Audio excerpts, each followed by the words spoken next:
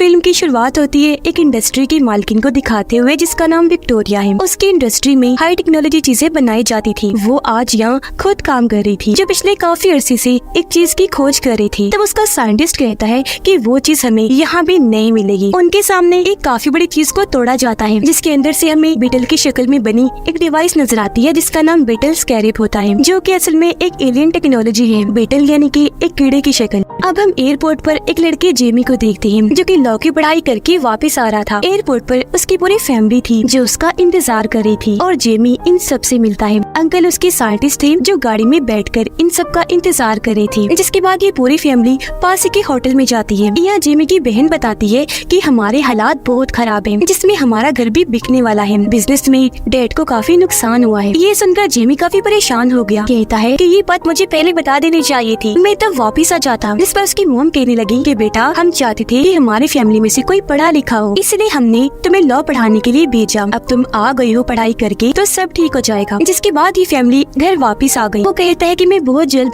अच्छा सा काम करके इतने पैसे कमाऊंगा कि अपनी फैमिली को अमीर इलाके में ले जाऊंगा। फिर अगले ही दिन हम जेमी को काफी आलीशान घर के सामने देखते हैं जहाँ उसकी बहन कहती है आ जाओ जेमी सफाई करो आकर। दरअसल वो दोनों यहाँ पर जॉब कर रही थी और फिलहाल उनके पास करने का यही काम था। इतनी ही देर में यहाँ विक्टोरिया आ गई अपने गार्ड के साथ, क्योंकि ये उसी का घर था। अब जब विक्टोरिया आगे बढ़ी तो हम उसकी भतीजी को देखते हैं जिसका नाम जेना था। वो उस पर बहुत ज्यादा गुस्सा करती है। जेना उसे एक वीडियो दिखाती है जिसमें विक्टोरिया ने एक हाईटेक डिवाइस बनाई थी। उस डिवाइस को जब किसी इंसान में लगाया जाता है तो वो इंसान बहुत ताकतवर सोल्जर बन जाता है। इतना ताकतवर कि वो सोल्जर अकेला ही पूरी आर्मी पर भारी पड़ सकता है और एक हथियार की तरह काम कर सकता है। जेना बताती है कि इस प्रोजेक्ट की वजह से मैं भड़की हुई हूँ क्योंकि इस पर तुम्हारा काम काफी आगे बढ़ चुका है। हालांकि हमने सालों पहले ये प्रोजेक्ट बंद कर दिया था और इसे रोकने का फैसला मेरे डैड का था, क्योंकि इस डिवाइस की मदद से इंसान हथियार जैसा बन जाएगा, दुनिया को तबाह कर देगा। मेरे डैड तबाहकुन इंसान बनाना नहीं चाहते थे, तो फिर आप दोबारा क्यों इस टेक्नोलॉजी को इस्तेमाल में ला रही है। इस पर विक्टोरिया भी गुस्सा हो जाती है। कहती है कि तुम्हारे डैड की बात, मैंने इस कंपनी को चलाया, तुम्हारा इस कंपनी में बस हिस्सा ही है। इसे कैसे चलाना है ये मेरा काम है, मैं ही बेहतर जानती हूँ। मैं नहीं चाहती कि तुम या तुम्हारी माँ मेरे इस काम में दखल दो। तभी यहाँ जेमी आ गया जो उनकी बहस में बोल पड़ता है। अब ये चीज विक्टोरिया को पसंद नहीं आती कि एक नौकर हमारी बात में घुस आया, इसीलिए वो जेमी और उसकी बहन को नौकरी से निकाल देती है। वो दोनों बहन भाई घर से बाहर आकर जब गाड़ी का इंतजार करने लगी तो उनके पास जेना आती है। वो जेमी को कहती है कि माफ करना, मेरी वजह से तुम्हारी नौकरी चली गई, कल ऑफिस आओ, मैं तुम्हें कोई छोटी मोटी नौकरी दिलवा दूंगी। जो कहकर वो यहाँ से चली गई। रात के वक्त जेमी अपने डैड से बातें करता है और उन्हें बताने लगा कि मैं आपके बिजनेस में होने वाले नुकसान की वजह से बहुत परेशान हूँ। इस पर उसके डैड कहते हैं कोई बात नहीं बेटा, ऐसा तो होता रहता है, सबसे जरूरी होता है अपनों का साथ। तुम वापिस आ गई हो तो इस चीज की हमें बहुत खुशी है। ये सुनकर जेमी को तसल्ली हुई और वो भी खुश हो जाता है। अगले ही दिन वो अच्छे से तैयार होकर उनकी इंडस्ट्री में पहुंचा और जब उसने जेना के बारे में पूछा तो उसे कहा जाता है कि इंतजार करे। ऊपर साइंटिस्ट जब किसी काम से जा रहा था तो जेना चुपके से उसका कार्ड चुराकर उसकी लैब में आ जाती है जहाँ उसे बीटल स्कैरिप मिल जाता है। साइंटिस्ट दरअसल बीटल स्कैरिप का जो कोर है यानी मेन हिस्सा उसे निकाल कर सूट में डालने वाला था ताकि इसकी सारी ताकतें सूट में चली जाएं। तब जेना उस स्कैरिप को एक बॉक्स में डालकर चुपके से लैब से बाहर निकल जाती है और जब वो नीचे आई तो जेमी उसके पास आ जाता है। जेना उसे कहती है अभी मैं जल्दी में हूँ, बाद में मिलते हैं हम। अब तब यहाँ सिक्योरिटी अलार्म बज जाता है। जेना वो बॉक्स जिसमें बीटल स्कैरिप था वो जेमी को देते हुए कहती है कि इसे अपने पास रखो, तुमने इसे खोलना नहीं और अपनी जान से भी ज्यादा हिफाजत करनी है। जो कहकर वो जेमी को यहाँ से भेज देती है और खुद गार्ड के साथ आगे बढ़ गई। घर आकर जेमी अपने घर वालों को सब बताता है जो उसके साथ हुआ और उन्हें वो बॉक्स दिखाता है, जिस पर उसकी फैमिली काफी कंफ्यूज थी और वो जेमी को बॉक्स को खोलने का कहती है। उनकी बात मानकर जेमी ने बॉक्स भी खोल दिया जिसके अंदर से उन्हें बीटल स्कैरिप मिलता है, जिसे जेमी बड़े गौर से देखने लगा। जब उसने हाथ में लिया तो स्कैरिप चमकने लगा और अचानक ही ऑन होकर जेमी के मुंह पर चिपक जाता है, जो देखकर सारे घर वाले काफी डर गए। जिसके साथ जेमी का जिस्म अचानक से खौफनाक तरीके से बदलने लगा। उसके जिस्म पर सूर चढ़ना शुरू हो जाता है और अब वो बन जाता है ब्लू बीटल, जो इस मूवी का नाम भी है। और अब पूरी तरह सूट जेमी को कवर कर लेता है, जिसके फौरन बाद सूट के अंदर से उसके असिस्टेंट की आवाज आने लगती है जो दरअसल एक टेक्नोलॉजी है। वो कहती है कि जेमी ब्लू बीटल बनने के लिए मैंने ही तुम्हें चुना है और अब तुम तैयार हो जाओ मेरी ताकतें देखने के लिए। जो कहकर जोर से जेमी को उड़ाकर वो आसमान पर ले जाती है।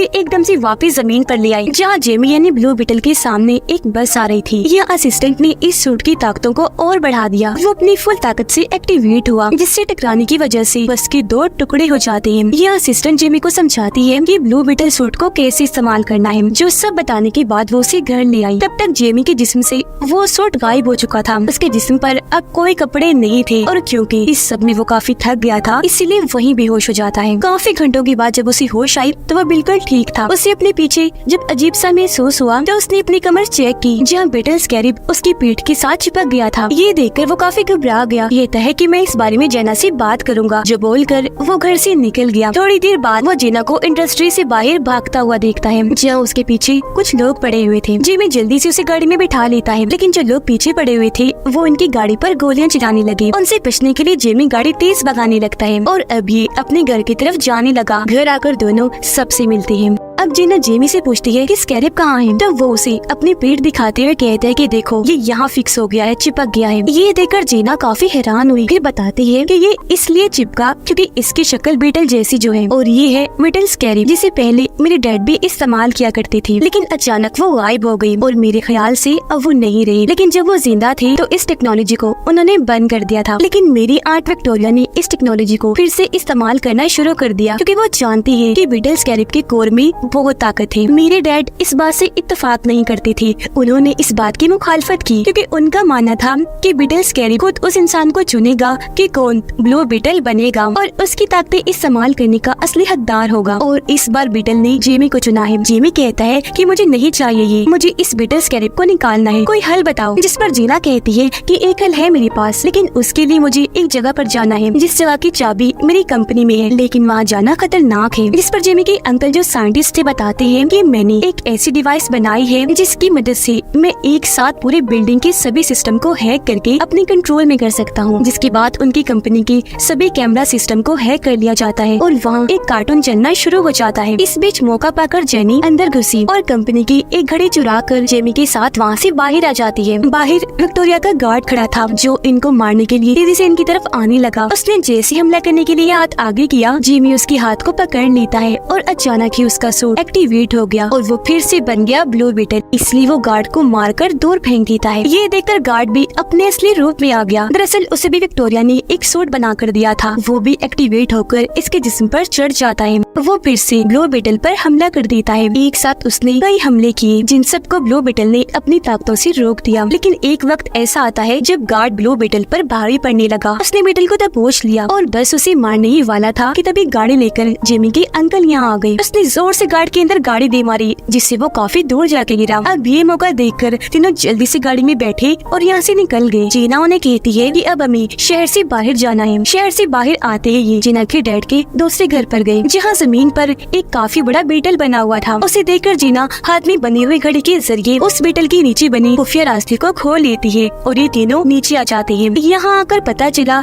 कि सबसे पहले ब्लू बीटल जीना के डैड थे। उन्होंने ही सबसे पहले बीटल स्कैरिब की ताकतों और टेक्नोलॉजी को इस्तेमाल किया। अब यहाँ की हर एक चीज को देखकर जेमी के अंकल काफी मुतासिर हुए और वो बीटल स्कैरिब की टेक्नोलॉजी को समझने लगते हैं, जिसके मुताबिक अगर स्कैरिब ने खुद को किसी के साथ जोड़ लिया तो उसे अलग नहीं किया जा सकता। तो जाहिर है ये बीटल स्कैरिब अब जेमी से अलग भी नहीं किया जा सकता। वो उस इंसान की हर एक सेल से जुड़ जाती है और अगर ऐसा हुआ तो इसमें जेमी की मौत हो सकती है। अब ये सुनकर जेमी को काफी गुस्सा आ जाता है। वो वहाँ से निकलकर छत पर आकर बैठ गया। थोड़ी देर की बाद उसके अंकल भी उसके पास आकर बैठ गए और जेमी को समझाने लगते हैं कि जेना की मदद से तुम्हें जो पावर मिली है वो काफी अच्छी है। जिन पावर्स के लिए लोग तो तरसते हैं तो तुम्हें वो ऐसे मिल गई। तभी छत पर जीना भी आ गई। देखती है कि एक हाईटेक प्लेन शहर से उड़ा और अब जेमी के घर की तरफ आ रहा है। उसे शक हुआ। उसने इस बारे में जेमी और उसके अंकल को बताया। ये लोग देखते हैं कि प्लेन में भी बहुत सारे लोग हैं और इनके घर के बाहर भी बहुत सारे सोल्जर्स खड़े हैं। ये देखकर जेमी समझ गया कि हम पर कोई मुसीबत आने वाली है। उसे अपनी फैमिली की फिक्र थी तो उनकी मदद करने के लिए वो चिल्लाने लगा ताकि उसका सूट ऑन हो जाए, लेकिन ऐसा नहीं होता। इससे जेमी समझ गया कि ये सूट मुझे मुसीबत में देकर ही एक्टिवेट होता है, इसीलिए वो वहाँ से कूद पड़ता है। अब वो नीचे गिरकर मर ना जाए इसलिए ब्लू बीटल हवा में आते ही एक्टिवेट हो गया और अब ब्लू बीटल बनते ही वो वहाँ से आगे बढ़ जाता है। हाईटेक प्लेन में विक्टोरिया और उसका गार्ड थी। नीचे सोल्जर्स जेमी के घर में घुसकर सबको बाहर निकाल रहे थे, लेकिन तभी जेमी इन्हीं ब्लू बीटल उड़ता हुआ वहाँ आया और अपने मुक्कों से मारता हुआ सब सोल्जर्स को उड़ा देता है और अपने घर वालों को यहाँ से भागने का कहता है। अब ब्लू बीटल की असिस्टेंट काफी बड़ी मशीन गन एक्टिवेट करती है और सभी सोल्जर्स को एक साथ उड़ाने का सोचती है। इस पर ब्लू बीटल उसे कहता है कि हम इन्हें जान से नहीं मारते, बस वैसे ही जख्मी कर देते हैं। जो कहकर वो अपनी ताकतवर मशीन को एक्टिवेट करके सबको मार मार के बेहोश कर देता है। ऊपर से विक्टोरिया का गार्ड ब्लू बीटल पर निशाना लगा के खड़ा हो जाता है ताकि एक ही झटके में वो उड़ जाए। दूसरी साइड पर बीटल भी तैयार था, लेकिन तभी बीटल ने देखा कि मेरी डैड को दौरा पड़ रहा है, इसलिए वो जल्दी से उनके पास आया। इस चीज का फायदा उठाकर गार्ड अपनी टेक्नोलॉजी से ब्लू बीटल को कमजोर करके उसे कैद कर लेता है, जिससे अब वो कुछ भी नहीं कर पा रहा था। ब्लू बीटल के सामने उसके डैड मर रहे थे और फिर पीछे से एक धमाका करके उसके पूरे ही घर को उड़ा दिया जाता है। जिसके बाद गार्ड जेमी को, जो ब्लू बीटल से बाहर आ गया था, प्लेन में उड़ाकर अपने साथ ले जाता है। उनके जाने के बाद पूरी फैमिली यहाँ आई। देखते हैं कि जेमी के डैड अब नहीं रहे, उनकी मौत हो चुकी है। ऐसे अगला दिन आ गया जहाँ उसके डैड के मरने और जेमी के जाने से सारे काफी परेशान थे। दादी सबको इकट्ठा करती है, कहती है कि कैसे भी करके हमें जेमी को बचाना है, किसी सूरत उसे नहीं खोना। इस पर जीना जवाब देती है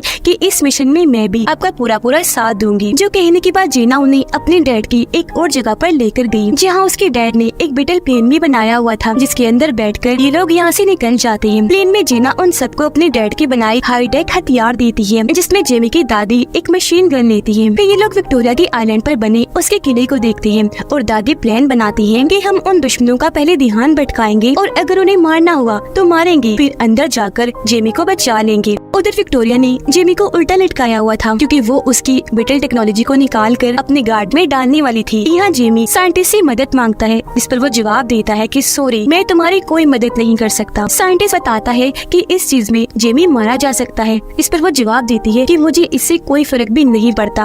अब इतने ही देर में बाहर बीटल प्लेन से किले पर हमला कर दिया जाता है। तभी जेमी की अंकल उसे नीचे उतारकर दोबारा से शुरू कर देती है, जिससे अब वो इतना ताकत से उन पर हमला करता है कि ऊपर चढ़ने लगा। उसके पैर निकल आए थे, जिसके नीचे वो सब गार्ड को कुचलता गया और बाद में गैस छोड़कर सबको बेहोश कर देता है। अब ये लोग अंदर आ गए, जहाँ जेना लैब का रास्ता ढूंढकर उसी तरफ बढ़ने लगे। इनके सामने बहुत बड़ी कोर जैसी मशीन आ जाती है और ये वही मशीन है जिसके जरिए ब्लू बीटल की ताकतें टेक्नोलॉजी को निकाल कर गार्ड के अंदर भेजा जा रहा था। प्रोसेस शुरू हो गया, जिससे ताकतें जाने की वजह से जेमी तड़पने लगा और वो अपने ही दिमाग में कुछ सोचते हुए एक अलग ही दुनिया में चला जाता है, जहाँ उसे अपने डैड नजर आई। जब जेमी उन्हें देखता है तो काफी जज्बाती हो गया, लेकिन जेना और जेमी की बहन उस पूरे कोर पर बॉम्ब्स लगा देती है जहाँ ये ट्रांसफर का काम हो रहा था। अब ये ताकतें जाने का असर जेमी और उसके डैड दोनों महसूस कर रहे थे। उसके डैड कहते हैं, बेटा तुम्हारा दुनिया में अभी भी काम बाकी है, असली दुनिया में तुम्हें सबको बचाना है। मेरा काम यही तक था, इसलिए मैं तुमसे दूर हो गया और अब बेटा मैं तुम्हें आगे बढ़ते हुए देखना चाहता हूँ। ये कहकर वो उसे ब्लू बीटल वाला सूट दिखाती है और कहने लगे, बेटा तुम इसकी ताकतें इस्तेमाल करना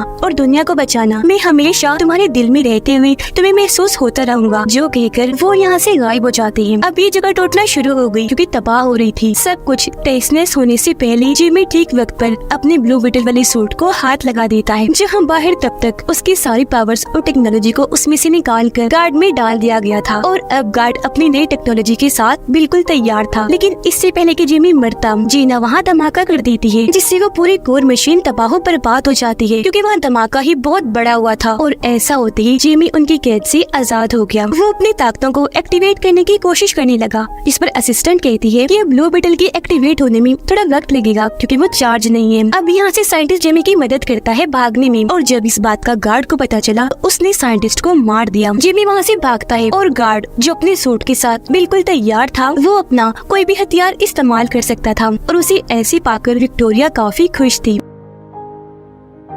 जिमी भाग रहा था और क्योंकि उसके सूट में अभी एनर्जी कम थी, इसलिए बहुत सारे गार्ड्स उसे मारने के लिए आते हैं। तब ठीक मौके पर यहाँ दादी मशीन गन लेकर आ जाती है और सब गार्ड्स को उड़ाकर जेमी को बचा लेती है। ये दोबारा से भागने लगे और जो भी रास्ते में आ रहा था, दादी मशीन गन से सबको मारती जा रही थी। उधर जीना को विक्टोरिया ने पकड़ लिया था और वो उसे अपने साथ ले गई। जेमी की बहन शील्ड और पंचेस इन्हीं मुक्कों वाली टेक्नोलॉजी को इस्तेमाल करके गार्ड से लड़ रही होती है, और अब जेमी पर ब्लू बीटल सूट भी एक्टिवेट हो जाता है क्योंकि वो भी अब चार्ज हो चुका था। इसीलिए वो सभी गार्ड से भिड़ जाता है और उन पर हमला करके काफी बुरा मारता है। लेकिन तभी यहाँ गार्ड अपना सूट पहने आया और ब्लू बीटल पर हमला कर देता है। वो उसे उड़ाकर हवा में ले गया और अभी दोनों वहाँ एक दूसरे को मारने लगे। पहले तो दोनों ही एक दूसरे पर भारी पड़ रहे थे, लेकिन फिर गार्ड ब्लू बीटल को बहुत मारता है, जिसके बाद दोनों लड़ती लड़ती फिर से किले में आ गई और यहाँ एक दूसरे को जबरदस्त टक्कर दे रहे थे। अब यहाँ जेमी की अंकल गार्ड के सर पर वार करते हैं, जिससे वो जवाब में उसके अंकल के पास धमाका करता है और वो काफी जख्मी हो गई। ये देखकर ब्लू बीटल को काफी गुस्सा आया और अब वो अपनी पूरी पावर्स का इस्तेमाल करके गार्ड पर हमला कर देता है और उसके अंदर से तेज रोशनियां निकलने लगी। उधर विक्टोरिया जेना को बताती है कि मैंने ब्लू बीटल के कोड को अपने मोबाइल में डाउनलोड कर लिया है, जिसकी मदद से अब मैं लाखों की तादाद में सूट बनाऊंगी और मुझे रोकने वाला भी कोई नहीं होगा। अब ये सुनकर जेना को गुस्सा आ गया और वो वहाँ बीटल टेक्नोलॉजी वाली च्युइंगम को थूक देती है, जिससे वो हर तरफ फैलने लगी। ऐसा करने के बाद जेना गार्ड्स को काफी मारती है।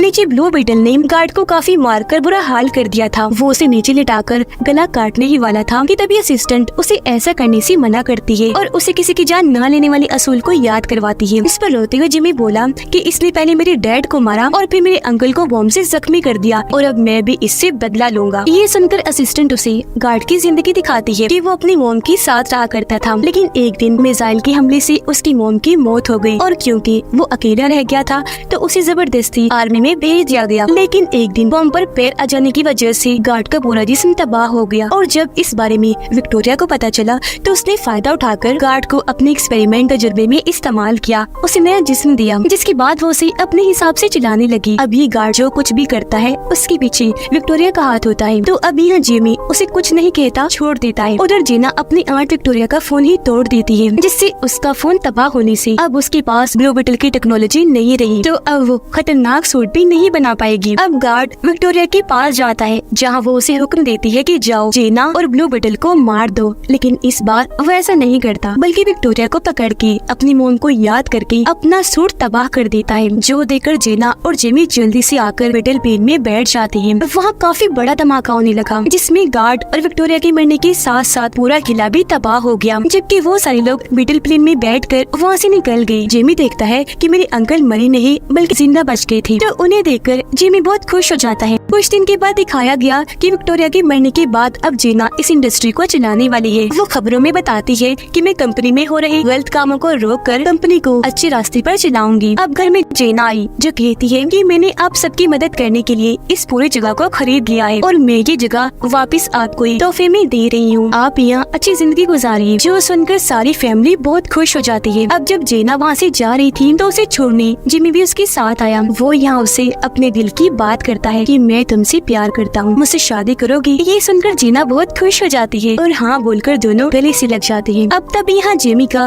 ब्लू बीटल सूट फिर से एक्टिवेट हो गया, जिसके साथ दोनों हवा में उड़ते उड़ते काफी ऊपर चले जाते हैं और अपनी इस सैर को काफी एंजॉय करने लगे। और इसी के साथ इस फिल्म के यहीं पर हैप्पी एंडिंग हो जाती है।